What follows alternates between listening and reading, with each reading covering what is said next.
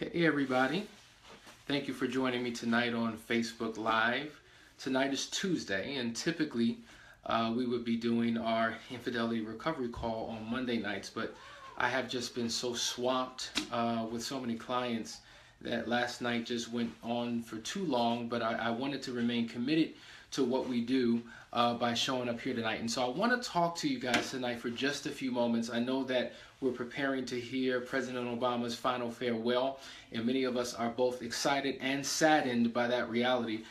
So I promise not to be with you too long here tonight, but our last time that we met, we talked about how it's important for the unfaithful partner to understand the pain that the hurt partner goes through. That when an affair has occurred, there is for some couples, a long recovery process, and there are many trials and tribulations and situations.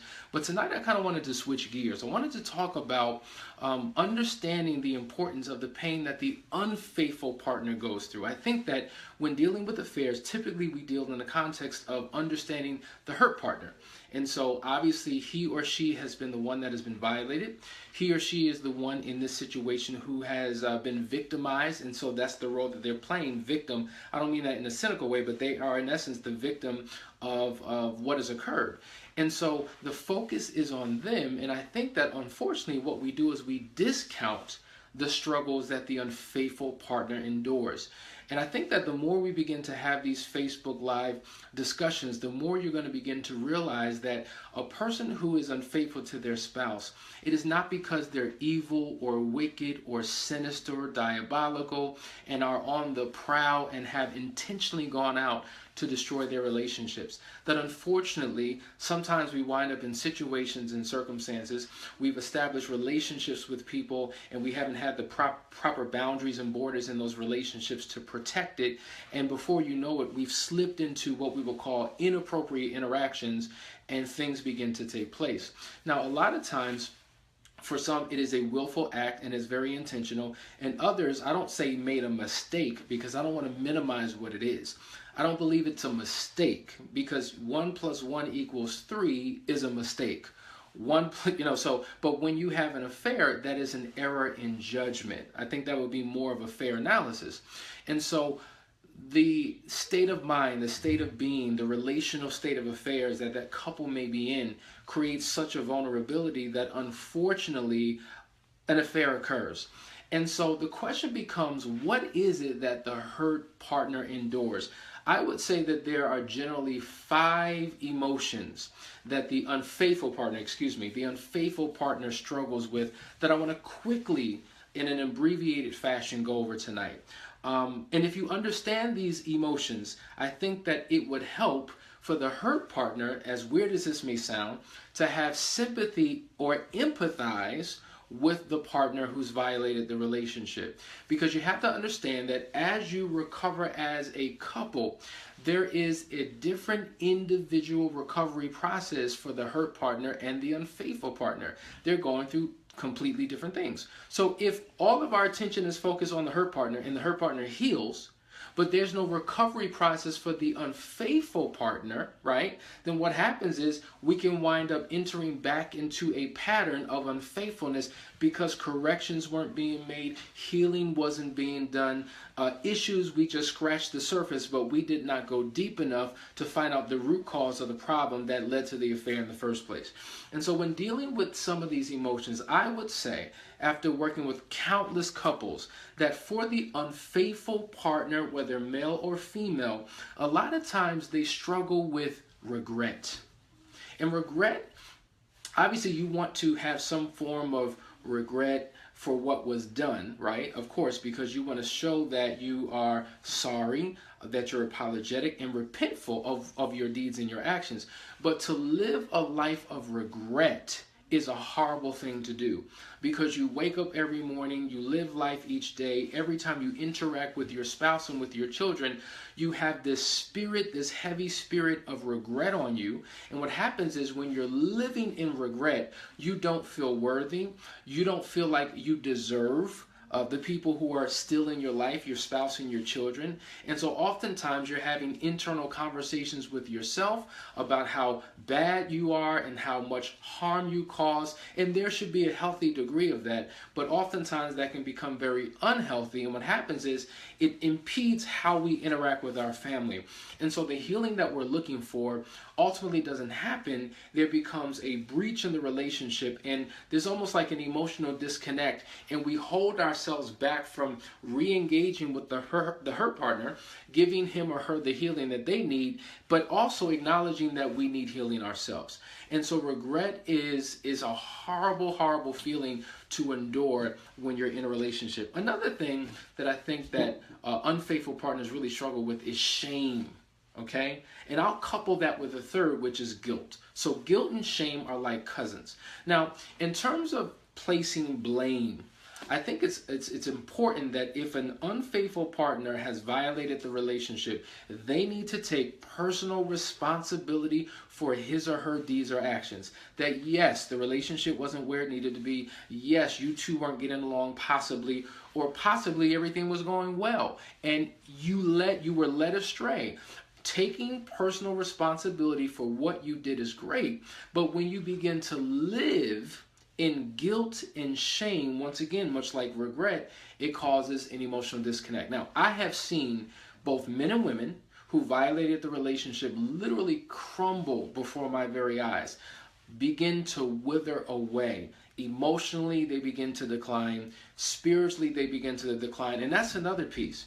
Because when you are living in regret, shame, and guilt, you've disconnected a relationship with God, and you feel like there's nothing that I could ever do that is worthy of God forgiving me. So not only do we struggle with forgiving ourselves, a lot of times we don't believe that God forgives us.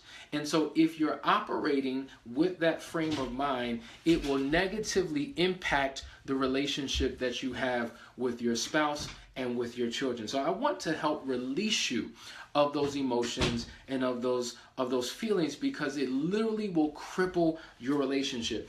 And then fourth, there's a feeling of helplessness. Because here you are, you're trying to work things out, and it seems like every time you take 2 steps forward, you wind up taking 3 steps back. And so you throw up your hands and you're like, I just don't know what to do. You know, if I could take a phrase that I've heard several men and women say who have violated the relationship and are trying to rebuild and restore, it is this: I just don't know what to do. Because every attempt I make to do something that is good, it is either acknowledged for a moment, but we slip right back into our bad negative state, or it's not acknowledged at all and is turned around and used against me. I think one of the biggest things that the hurt partner has to be mindful of is that while you are recovering, you should not turn your partner, if you will, into a punching bag, a verbal punching bag where you beat him down, you tear her apart, you physically are aggressive and hit and kick and scream and abuse your partner. And a lot of times when that happens, the hurt partner is doing that because they are in so much pain that they want their partner to feel the pain that they have caused. And so no matter what the issue or the situation in life may be, oftentimes it goes right back to, we wouldn't be here if it wasn't for you. And the reason why I'm going through is because of you. And if it was, and so all of a sudden, no matter what the issue is, whether it's related to the affair or not, if it's just regular life situations, he or she becomes the fall guy for all things that don't go well in the relationship. And so that keeps you in a stuck place.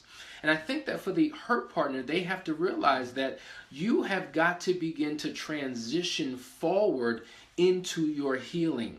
Now, nobody can legislate your pain. Nobody can legislate your recovery process, right? So nobody can say, you should be much further than you are right now. Why is this taking you so long? We should be past this already, because everybody's different.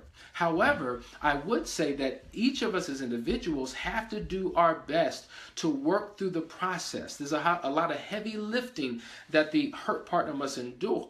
endure to reach their healing place. But in that process, I don't want you to take out your anger, your rage, your aggression on your spouse, because it only winds up making the relationship worse. So a lot of times, just being honest, working with both husbands and wives, hurt partners and unfaithful partners, there's a lot of vengeance, if you will.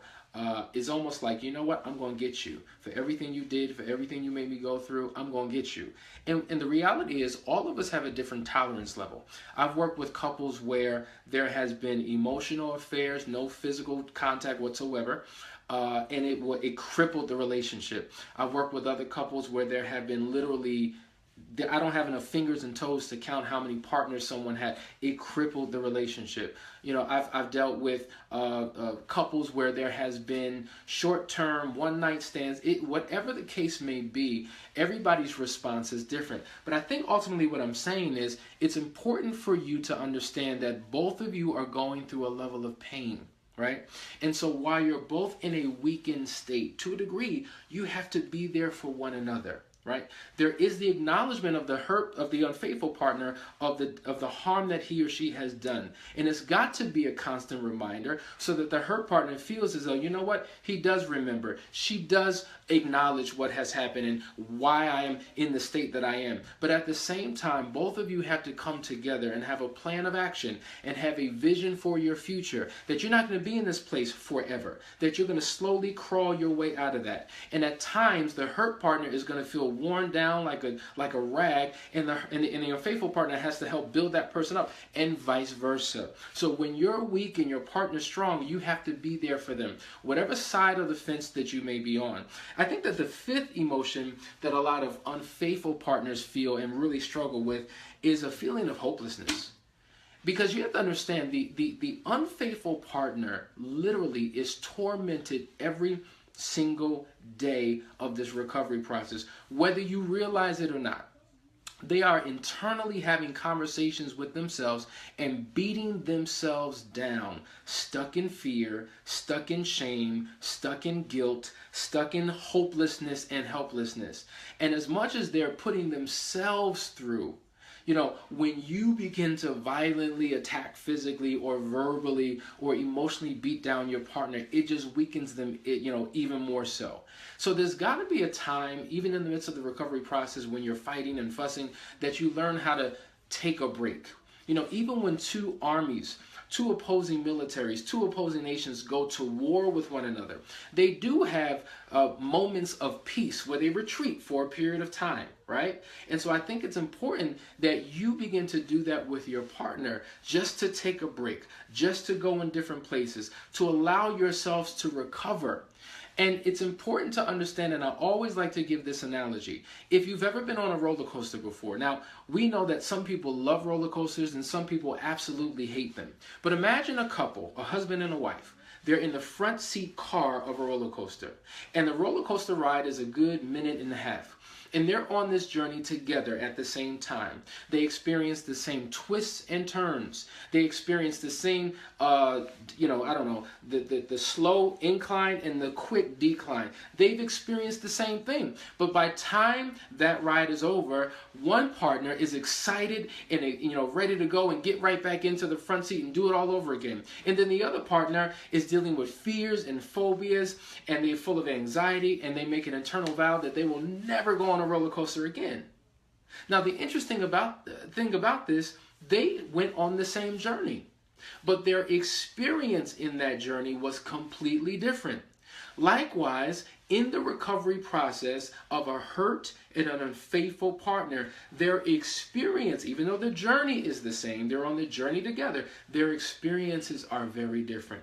And I think that we need to begin to understand and begin to ask the questions of the unfaithful partner about what he or she is going through mentally and emotionally and spiritually. And in that process, do what we can do to help heal that person as it helps to heal the relationship. Now, I'm telling you what I experienced working with countless couples across the country and throughout the world. There are people who call me from South Africa, from London, from Europe, obviously within the States, the Caribbean, and no matter where we are, no matter what our geographical location may be, no matter what our faith tradition may be, no matter what our ethnicity, our culture, or our race, the impact of infidelity is generally the same across the board. And so I am here every single week to provide a little glimpse of what is necessary for you to do as a couple to help begin to restore the relationship. Now, last point I want to make is this. When dealing with the unfaithful partner, you have to understand that if we look at the story of Adam in the Bible, Adam and Eve, when Adam was in direct relationship with God, Adam was given direct instructions from God in terms of what was in the garden, what trees he could touch and eat from. And so Eve, who did not have that relationship, according to the story, grabbed a piece of fruit and convinced Adam to partake. So in this particular act, he was so enamored, he was so in love, he was so enthralled by Eve that he broke or severed his relationship with his father and pursued the desire and the will of Eve by biting into that particular fruit. That led to the fall of man. In that experience, we see where Adam gained so little to lose so much.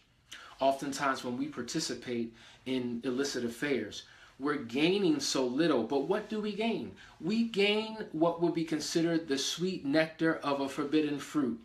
But that is an experience that lasts for moments. Sorry about that. Oftentimes they say it's a moment of pleasure, but a lifetime of pain. I've also heard someone say that love is for hours, sex is for minutes, orgasms are for seconds. And oftentimes we are willing to put our marriages in a vulnerable position due to a few seconds of pleasure. And I'm here to let you know that it is not worth it. If you are an individual who is tempted or considering entering into an affair, consider the life of Adam and how much he lost. Think about what he lost. He gained so little to lose so much. Number one, he lost his connection with God. Number two, it wrecked his relationship with his wife, Eve. Number three, he was thrown out of the garden. So his wealth, his prosperity, his domain, his relationships, vertical, horizontal, all of those things were affected through this one act. Now, these are the consequences of our actions.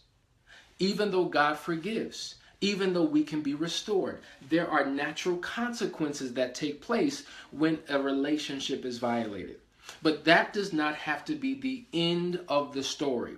Regardless of the consequences that will come, you can rebuild, you can restore, you can regain all that was lost. You can have a double portion if you go through the correct recovery process. I can't tell you how many couples who I know personally who have actually established a better, more healthy relationship after the affair than what they had prior to the affair. Somehow the exposure of the affair shows all of the vulnerabilities, all of the issues, all of the challenges that exist in the relationship. And now you have the ability to begin to do the work, to begin to perform the surgery by getting the assistance and the help that you need to recover all. And so I know many couples that if you saw them today, there's not a spot, there's not a blemish, there's no residue of the pain that they've experienced in their past because they went through the proper recovery process. But if this is something that you're attempting to do on your own, you have a hard road ahead. Everybody needs help and assistance to recover when they're experiencing the pain of the affair. And so I want to just leave this quick message off by stating that we should absolutely acknowledge the pain that the hurt partner goes through because they are the ones who have been violated. In essence, they've been sideswiped. It feels like the rug has been pulled from underneath their feet. But at the same time, I do not want you to discount the pain. And when I say pain, listen, I'm not just talking about men because I know statistically it's suggested that my phone is just ringing off the hook. This is crazy. Oftentimes we're dealing with the unfaithful partner who's a man. But I just want to let you know that there's countless women who have made the same mistake, who are living in regret, who are living in pain and shame. And so because of that, emotionally, as much as the hurt partner is emotionally wrecked, the unfaithful partner struggles with low self-esteem. The unfaithful partner struggles with low self-worth. The unfaithful partner rather hide in the shadows. It's almost like, when an affair has occurred, you're not only unfaithful to your spouse, but you've become unfaithful to the entire family. So not only are you in a strained relationship with your wife or your husband, but now the kids are impacted, and those parental-child, what we call vertical relationships, are negatively impacted. So there's a lot to recover. There's a lot to rebuild. And in that process, sometimes that unfaithful partner needs to be strengthened by you, if you were the hurt partner, to let them know that, babe, we can make it through this. That I didn't go anywhere. You're still here. Let's just put in the work and do what is necessary to recover all. So I just want you to be aware that there is a level of pain. And I don't care whether that unfaithful partner verbally articulates that pain or not. All unfaithful partners are experiencing pain. So it may be a good time to have a conversation, to allow him or her to open up and to share what it is that they're going through on any given day. It's good to do assessments every now and then, and to figure out as a couple what you two can begin to do to not only help restore one another, but restore the relationship. Thank you, guys. I hope that this was helpful. I've gotten a tremendous response based upon our series on infidelity recovery. I just want to let you know that this is just an inkling of what you can begin to experience when you receive professional help. You can recover all. So for those that are seeking counseling, feel free to reach out to me. You can inbox me. Go to couplesacademy.org. That's couplesacademy.org. Find out about our services. We would love to work with you. We provide weekly counseling sessions, half-day solutions, what we call our private marriage intensives, which is a 3-day, 72-hour experience, which is equivalent to 16 weeks of counseling, where most of our clients have seen some of their major breakthrough. And so we just want to let you know that we love you. We're here to support you. If you are not a member of the Audacity of Marriage group on Facebook, join the group. There's so much more content that we deliver all throughout the week in that particular group. So sign up for that. Love you. See you next week. God bless you.